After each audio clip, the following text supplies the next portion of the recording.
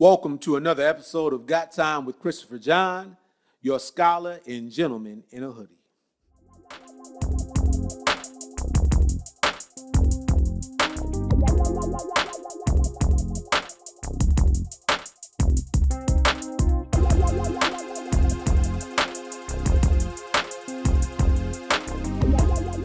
I've been celebrating Juneteenth since 2006.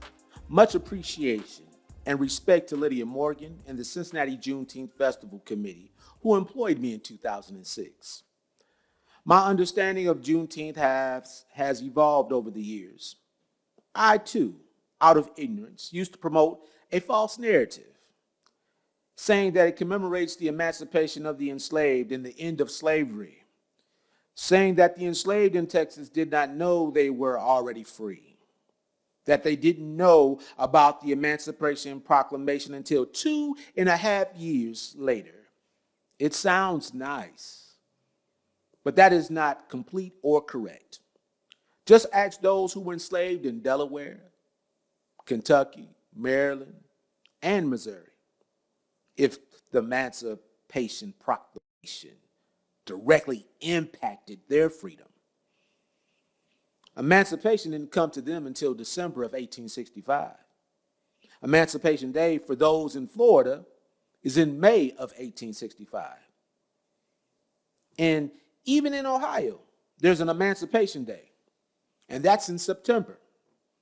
It was in September of 1862 when Lincoln introduced the Emancipation Proclamation in Gallipolis, Ohio. Our history is so complex.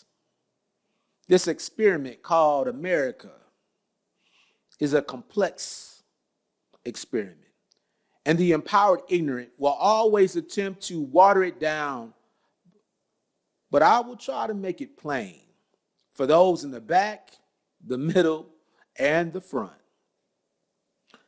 On June 19th, 1865, General Gordon Granger landed in Galveston, Texas, with Union forces, some 3 months after the official end of the Civil War.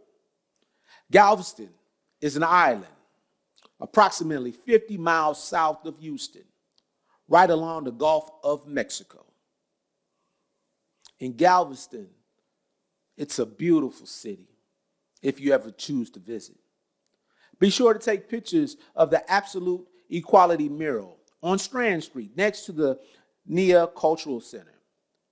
The 5,000 square foot public art piece reflects the Juneteenth story and promotes the idea that absolute equality means supporting everyone to reach their full potential for the benefit of our society. The mural features the grandmother of Juneteenth, activist Opal Lee. It was Opal Lee and the Juneteenth Legacy Project that led the charge to make Juneteenth a national holiday. I remember being well informed of the campaign and the continued progress towards a national observance. One of the most essential strategies was the creation of a Juneteenth flag, a red, white, and blue fabric, with a bursting star placed against an arc. The star is a bursting star of freedom. The arc representing the horizon shows blue above, and the red color below is symbolic of the ground soaked with blood, the blood which was shed by the enslaved. The red, white, and blue colors are meant to convey the message that the enslaved and their descendants are American. Juneteenth is American, but still unapologetically Black. The mural also features General Gordon Granger with Black soldiers standing over his shoulder. It is important to note the essential contributions of Black soldiers. It is critical to note that we have been our own saviors. We have sacrificed our bodies and blood for the right of our humanity. It is the unapologetic truth that we get us free. Now, Texas continues to play a peculiar role regarding the social climate and culture in America.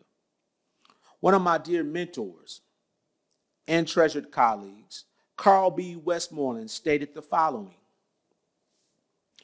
admission of Texas, originally part of Mexico, to the Union in 1845 was a culmination of efforts by white men to develop the agricultural resources of Texas with slave labor. This was a significant part of the growing political and economic debate focused on whether new states would be free or slave. Following the beginning of the Civil War and the issuance of the Emancipation Proclamation, the enslaved from as far as Virginia and South Carolina were moved by boat to Louisiana and Mississippi, where they were walked to Texas to continue to provide free labor. In many cases, Black people were killed as they attempted to leave the plantations and farms in which they were enslaved upon. The Texas of the 1800s was a closed society comparable to Mississippi and South Africa of the 1900s. This thoughtful statement from Mr. Westmoreland continues to challenge us to take a closer look at the history of Texas. Texas became the 28th state in the United States on December 29th of 1845 with approximately 500 enslaved persons. By 1850, more than 58,000 enslaved persons are in the state. Texas loses its dispute with Mexico and gets $10 million through the Compromise of 1850. By 1861, nearly 200,000 enslaved persons are in the state. Texas becomes the 7th state to secede from the United States on February 1st, 1861, 4 months after the presidential election of Lincoln. On March 2nd, 1861, Texas joined the Confederate States of America. Texas wouldn't rejoin the United States of America until March 30th of 1870, when President Grant signed the act to readmit Texas, nearly 4 years after Juneteenth. Take account of the rapid growth of slavery in Texas, along with the fact that the state succeeded from the U.S. over slavery, which supports Mr. Westmoreland's statement. Texas has a fascinating history, along with being the birthplace of Juneteenth. Now, when Union Major General Gordon Granger arrived in Galveston, accompanied by Black troops, he did not recite the Declaration of Independence or the Emancipation Proclamation. He read General Orders Number 3. A public reading of General Orders Number 3 has become a long-honored tradition in many Black Juneteenth celebrations. It's essential to note the language in the orders are more progressive than the Emancipation Proclamation.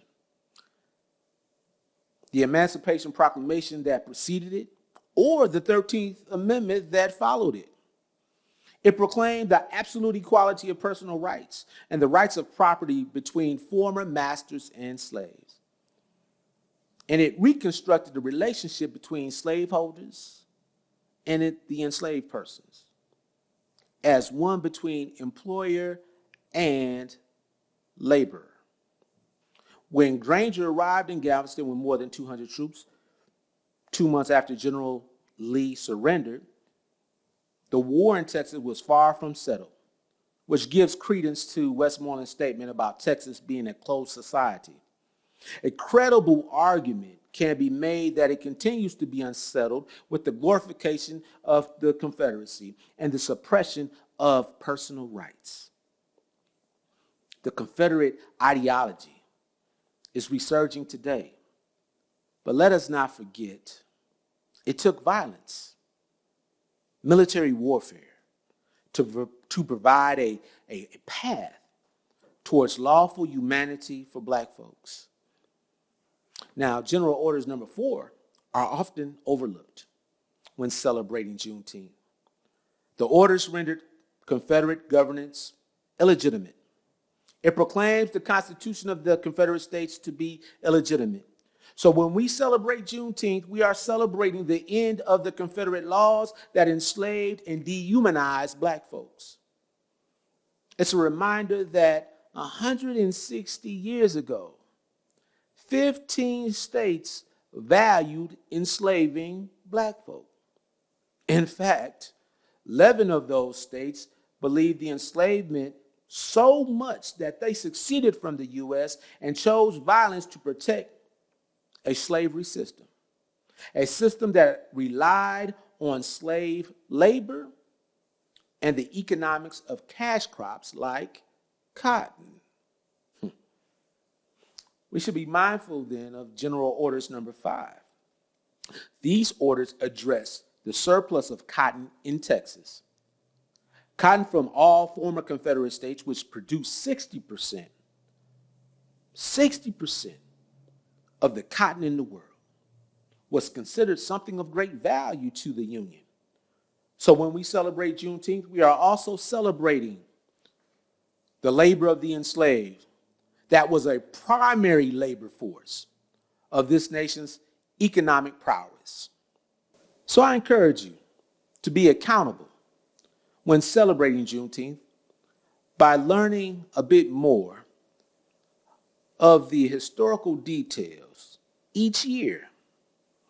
It is through a greater understanding of our history we can appreciate Juneteenth within the proper context of our continued journey towards liberty and justice, knowing that we get us free. Juneteenth beholds a tradition that illuminates the best of our culture, a tradition of gathering in green spaces, playing music, reciting poetry, and fellowshipping with family, friends, and community. The story of freedom is not a story of one moment. It's a collection of moments. And the story of freedom continues. Celebrate Juneteenth to the fullest with an understanding of the freeish realities of today and yesterday. This is Got Time with Christopher John, your scholar and gentleman in a hoodie. Know thy history. Be sure to like, share, and subscribe for upcoming episodes.